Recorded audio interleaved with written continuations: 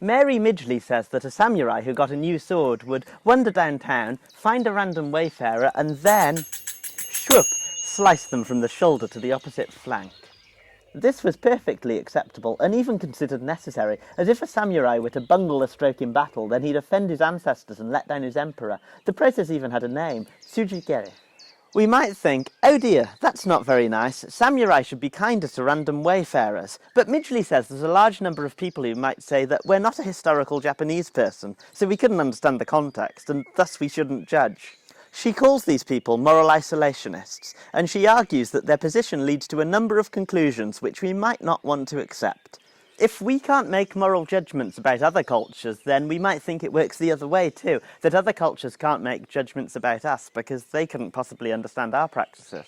Equally, we couldn't praise other cultures, because in order to give meaningful praise, we'd have to understand them. Finally, we wouldn't be able to evaluate our own cultural practices by comparing them to those of others.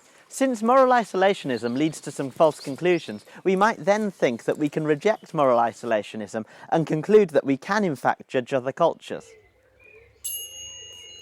Midgley thinks that moral isolationists go wrong because they think of cultures as separate entities, whereas in reality, most cultures have interacted with many other cultures for hundreds or thousands of years. Thus, since we live in an interconnected world, we can understand other cultures to some extent, and this can be a basis for developing a deeper understanding of cultures and forming well-thought-out moral judgments about them. Midgley thinks that moral judgments are a necessity. They're about what we should aim for and avoid. She thinks that the real problem isn't people who make moral judgments about other cultures, at least not well-thought-out moral judgments, but those who caricature and despise them. However, there's a plot twist. Slicing random wayfarers in half was never a commonly accepted practice in Japan.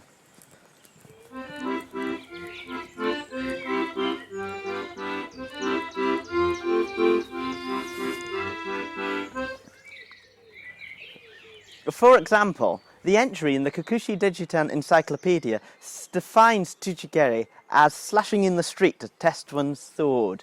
However, it also says that this was a common practice in robberies, which suggests that something other than sword testing was going on. The encyclopedia then looks back to a military epic written in the late 14th century about events which took place in the early 14th century. It uses the term tsujigiri when describing the followers of an evil shogun cutting down people in the street, and the term reflects the immorality of the time. Here the term had nothing to do with testing swords, and was the opposite of a socially accepted practice. The encyclopedia then goes on to say that tsujigiri was prohibited by law in 1597, and after that was commonly punished by death.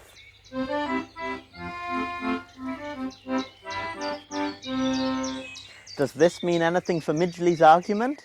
Not in strictly logical terms. It's more of an example of what she's talking about than an important part of her argument. However, I think it says something quite interesting about broader philosophical methodology.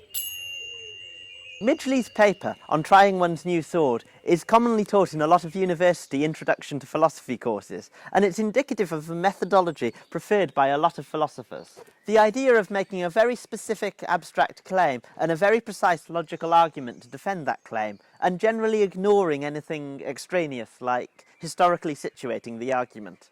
So what happens if we do a spot of historical situating? Mary Midgley heard about tsujigiri from an anthropology student in the 1940s. At the time, anthropology was pretty much one of the dark arts.